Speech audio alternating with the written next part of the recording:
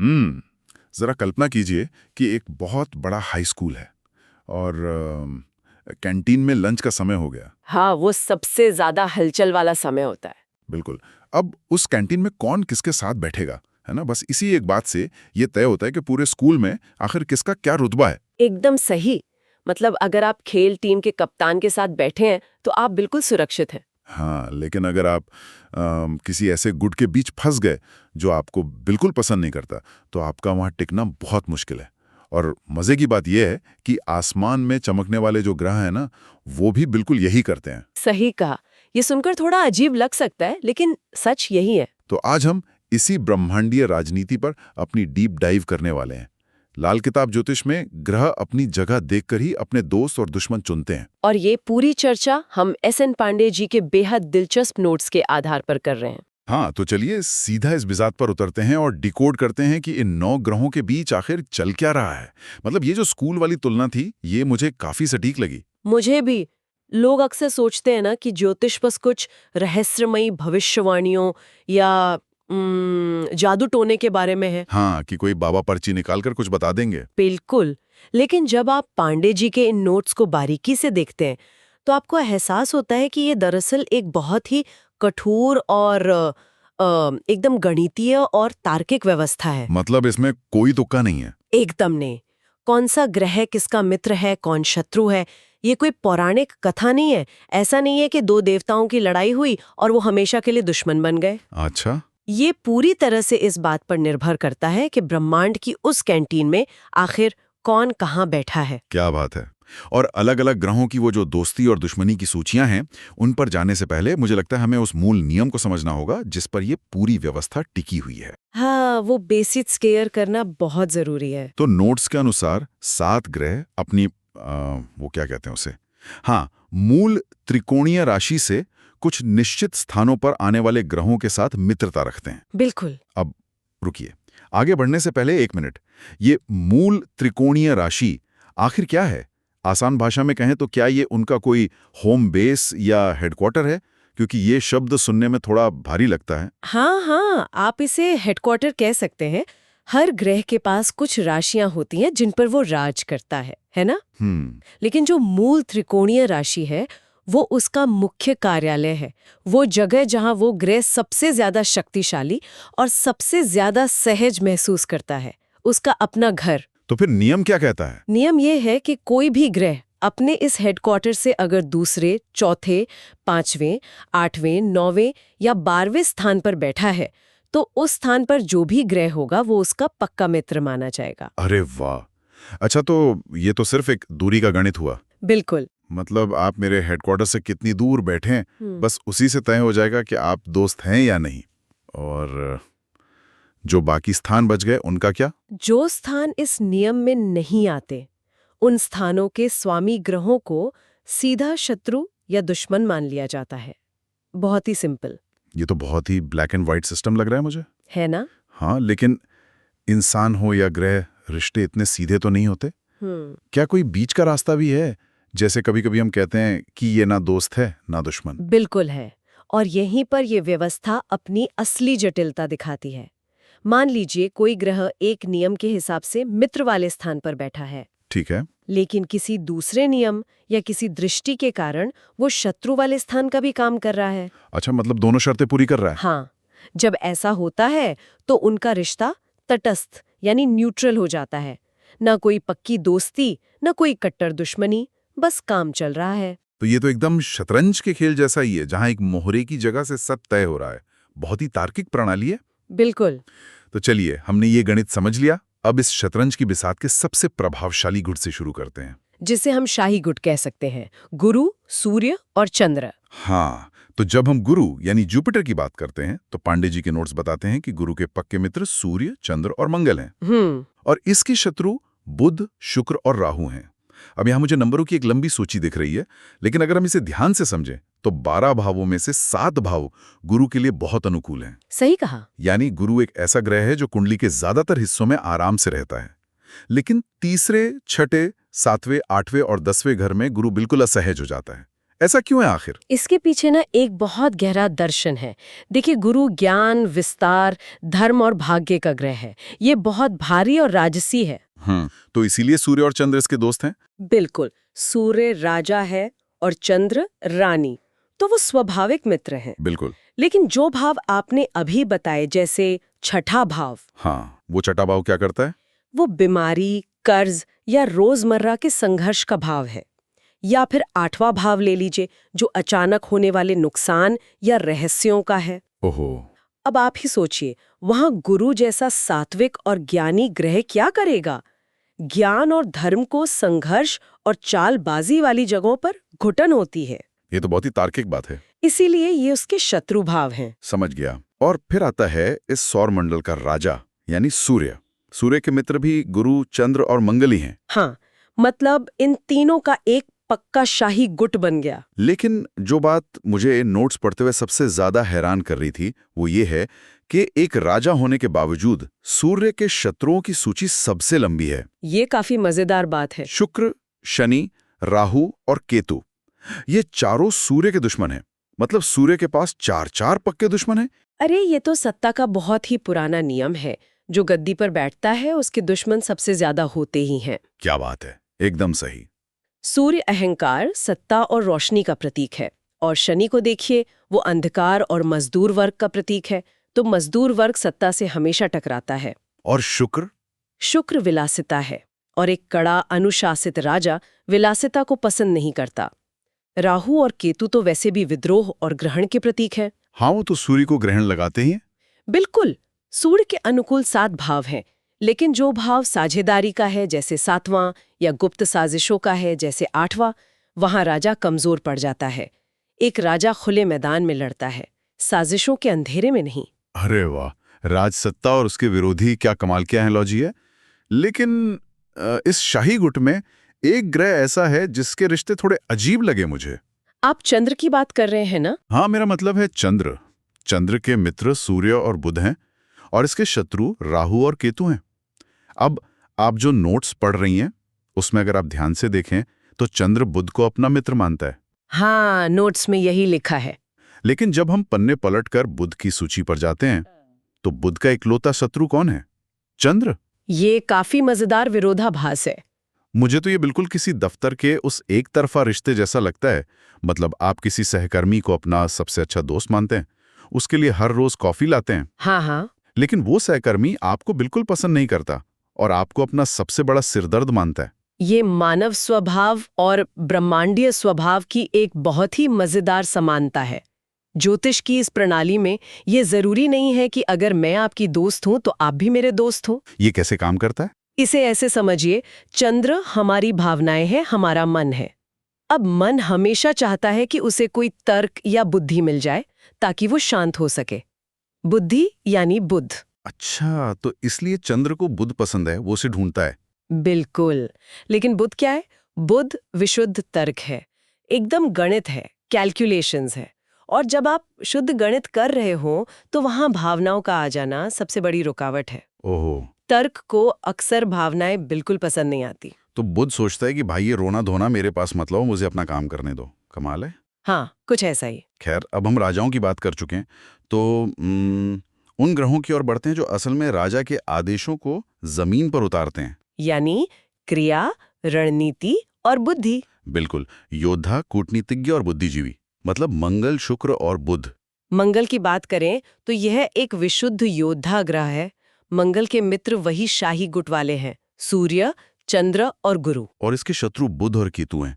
अब मुझे यहाँ एक बात बिल्कुल समझ नहीं आ रही। क्या? देखिए, मंगल एक सेनापति है, एक योद्धा जो मैदान में लड़ने जा रहा है। हाँ। और बुध है बुद्धि या कूटनीति। हाँ। अब एक अच्छे सेनापति को तो बुद्धि और रणनीति की सबसे ज्यादा जरूरत होती है ना? हाँ, सुनने में तो ऐसा ही लगता है। फिर ये दोनों पांडे जी के नोट्स में कट्टर दुश्मन कैसे हो गए? ये बहुत ही शानदार सवाल है। देखिए, मंगल की असल प्रकृति क्या है?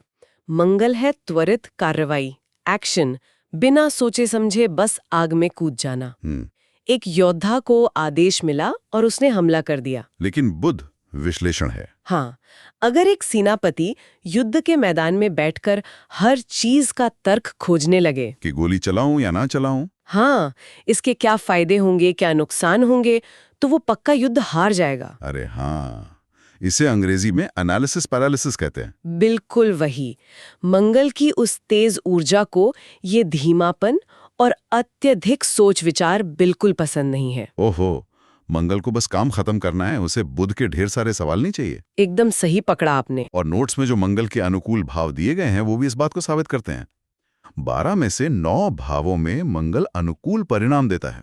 हाँ, ये बहुत बड़ा नंबर है। केवल 3 भाव मतलब चौथा, छठा और 8वां, बस यही इसके शत्रु भाव हैं। मतलब ये ग्रह लगभग हर जगह सेट हो जाता है। और यही मंगल की सबसे बड़ी ताकत है। मंगल ऊर्जा है। 12 में से 9 भावों में अनुकूल होने का मतलब है कि इस प्रणाली में मंगल सबसे अधिक लचीला और अडेप्टेबल ग्रह है। एक अच्छा योद्धा किसी भी मैदान में लड़ सकता है, चाहे वो पहाड़ हो या रेगिस्तान। वो परिस्थितियों के अनुसार खुद को ढाल लेता है। मंगल कभी काम रुकने नहीं देता। एक योद्धा जो हर मोर्चे पर खड़ा हो सकता है, क्या बात है। और इसके बाद आते हैं हमारे कूटनीतिज्ञ यानी शुक्र। शुक्र के मित्र शनि, बुध और केतु हैं और शत्रु सूर्य, चंद्र और राहु हैं। मैंने देखा कि शुक्र के लिए केवल 5 भाव ही अनुकूल हैं, जबकि 7 भाव शत्रु हैं। ये तो मंगल से बिल्कुल उल्टा हो गया। वो इसलिए क्योंकि शुक्र विलासिता, सौंदर्य, प्रेम और समझौते का ग्रह है। अब समझौता करने के लिए बहुत सी शर्तें माननी पड़ती है ना। हाँ, वो तो है। शुक्र को आराम चाहिए, इसलिए इसका काम हर जगह नहीं बन पाता। और ये दिलचस्प है कि शुक्र के मित्र शनि जैसे गंभीर और बुध जैसे तार्किक ग्रह हैं। मतलब उसे सूर्य पसंद नहीं है। बिल्कुल नहीं। शुक्र का काम सामंजस्य बिठाना है, इसलिए इसे सूर्य का अहंकार बिल्कुल रास नहीं आता। और अब बारी है हमारे बुद्धिजीवी बुध की। बुध के मित्र सूर्य, शुक्र और राहु हैं। और जैसा कि हमने पहले ही चर्चा की, बुध का केवल एक ही शत्रु है, चंद्र। अब यहाँ एक और मजेदार बात देखिए। मंगल ने बुध को अपना दुश्मन घोषित कर रखा है, लेकिन बुध की दुश्मनी की सूची में मंगल का नाम ही नहीं है। हाँ, ये भी एक तरफा ही है। मंगल उसे अपना दुश्मन मानता है, लेकिन बुध शायद मंगल पर ध्यान ही नहीं दे रहा है। दरअसल बुध संचार और तटस्थता का प्रतीक है। बुध किसी से व्यक्तिगत दुश्मनी मोल लेता ही नहीं है। अच्छा। उसे मंगल के क्रोध से कोई डर नहीं लगता। उसे सिर्फ चंद्र की अस्थिर भावनाओं से चिढ़ है, क्योंकि भावनाएं उसके सारे तर्कों को उलझा देती हैं। ये सब सुनकर तो लगता है कि इन ग्रहों के बीच कितनी गहरी मनोवैज्ञानिक परतें हैं। मतलब ये किसी वेब सीरीज की कहानी से कम नहीं है। बिल्कुल, एकदम ड्रामा चल रहा है। लेकिन हर व्यवस्था में, हर हाई स्कूल या दफ्तर में कुछ ऐसे लोग भी होते हैं जो किसी भी गुट में फिट नहीं बैठते, जो थोड़े अलग थलग रहते हैं। हाँ, कुछ विद्रोही, कुछ रहस्यमयी तत्व जो नियम तोड़ते हैं। और हमारी इस ब्रह्मांडीय व्यवस्था में वे तत्व हैं शनि, राहु और केतु। इन्हें हम किनारे के ग्रह या आउटलायर्स कह सकते हैं। ये उस पारंपरिक व्यवस्था से बाहर के तत्व हैं, लेकिन फिर भी व्यवस्था को सबसे ज्यादा और सबसे गहराई से प्रभावित करते हैं। तो शुरुआत करते हैं शनि से। शनि के मित्र बुध, शुक्र और राहु हैं, और शत्रु वही शाही गुट है, सूर्य, चंद्र और मंगल। अब आप यहाँ जरा रुक कर सोचिए कि ऐसा क्यों है। क्यों? शनि कर्म, अनुशासन और न्याय का ग्रह है। इसे मजदूर वर्ग का प्रतिनिधि माना जाता है। और उसके दोस्त कौन है? शुक्र, बुध और राहु। हाँ, शुक्र यानी कलाकार या कूटनीतिज्ञ, बुध यानी व्यापारी या बुद्धिजीवी और राहु यानी विद्रोही। ये एक बहुत ही मजबूत गठबंधन है जो शाही सत्ता के विरोध में खड़ा होता है। मतलब सूर्य और चंद्र के खिलाफ। बिल्कुल। सूर्य अगर राजा है तो शनि आम जनता की आवाज है, और जनता और सत्ता के बीच का टकराव तो दुनिया का सबसे पुराना नियम है। ये तो पूरी तरह से एक राजनीतिक क्रांति जैसा लग रहा है मुझे। और फिर आते हैं हमारे पूरी तरह से छायाग्रह राहु और केतु। नोट्स बताते हैं कि राहु के मित्र बुध, शनि और केतु हैं, और राहु के शत्रु सूर्य, शुक्र और मंगल हैं। वहीं केतु के मित्र शुक्र और राहु हैं, और शत्रु चंद्र और मंगल हैं। इसमें आपको कुछ अजीब लगा? बहुत अजीब लगा। मुझे सबसे ज्यादा हैरानी इस बात पर हुई कि राहु की मित्र सूची में केतु का नाम है और केतु की मित्र सूची में राहु का नाम है। हाँ। आमतौर पे हम क्या सुनते हैं कि राहु और केतु एक राक्षस के कटे हुए शरीर के दो हिस्से हैं। एक सिर है, दूसरा धड़ है, दोनों एक दूसरे के बिल्कुल विपरीत ध्रुव हैं। फिर इस प्रणाली में वो दोस्त कैसे हो गए? अगर आप शुरुआत में बताए गए उस मूल त्रिकोणीय राशि और दूरी वाले गणित को याद करें तो ये बात बिल्कुल सटीक बैठती है। वो कैसे? राहु और केतु हमेशा एक दूसरे से 180 डिग्री की दूरी पर होते हैं। वो हमेशा एक दूसरे से एक निश्चित ज्यामितीय दूरी पर होते हैं जो उन्हें लाल किताब के नियमों के अनुसार अपने आप मित्र श्रेणी में डाल देता है। ओहो, ये मुझे उन दो प्रतिद्वंद्वी भाई बहनों की याद दिलाता है जो घर के अंदर आपस में चाहे जितना लड़ें, हाँ हाँ बिल्कुल। चाहे एक दूसरे से कितने ही अलग क्यों ना हो, लेकिन जब बात बाहरी दुनिया की आती है तो वो एक मजबूत टीम बन जाते हैं। हम आपस में लड़ सकते हैं, लेकिन तुम हमारे बीच में मत आना। बहुत ही शानदार उदाहरण दिया आपने। राहु और केतु शनि के साथ मिलकर अक्सर उस शाही गुट के खिलाफ एक बहुत ही शक्तिशाली और समानांतर सत्ता खड़ी कर देते हैं। तो ये जो अनुकूल और प्रतिकूल भावों की हम बात कर रहे हैं, इसका असल जिंदगी में क्या मतलब है? अगर कोई ग्रह अपने शत्रु भाव में बैठा है तो क्या वो अपना काम करना बंद कर देता है? नहीं नहीं, वो काम करना बंद नहीं करता, लेकिन उसकी क्षमता बुरी तरह प्रभावित जरूर हो जाती है। वो कैसे? एक प्रतिकूल भाव में होने का मतलब है कि आप अपने सबसे बड़े दुश्मन के घर में उसके ड्राइंग रूम के सोफे पर बैठे हैं।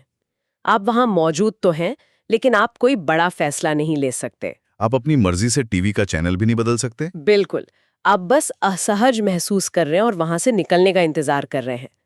लाल किताब बस यही बताती है कि कोई ग्रह कितना भी ताकतवर क्यों ना हो, अगर वो गलत जगह पर खड़ा है तो वो अपना असली प्रभाव नहीं दे पाएगा। ये बहुत ही स्पष्ट करने वाला नजरिया है। तो अगर हम एक कदम पीछे हटकर इस पूरी तस्वीर को देखें, तो हमने लाल किताब के आधार पर ग्रहों के दोस्ती और दुश्मनी के इस पूरे जाल को आज डिकोड कर लिया है। हाँ, काफी गहराई से समझा है इसे। हमने ये समझा कि ये सब केवल स्थिति और दूरी के उस गणितीय नियम से शुरू होता है।